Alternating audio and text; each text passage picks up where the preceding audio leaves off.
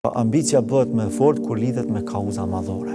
Nëse askush nuk ka kauz, besimtari ka kauz. Muslimani ka kauz, sepse kauza e muslimanit është ndërtuar mbi 3 baza madhështore.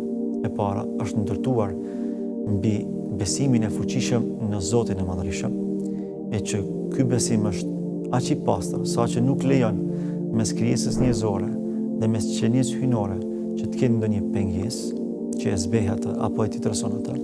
Pra njësimin e Allahut Madhërisëm në fjalë, në vepra dhe në emra e cilësi. Dhe këtë e gëzon vetëm besimtari musliman që e pason Kur'anin dhe Sunetin. Pra e ka një përparësi që nuk e kanë të tjerat.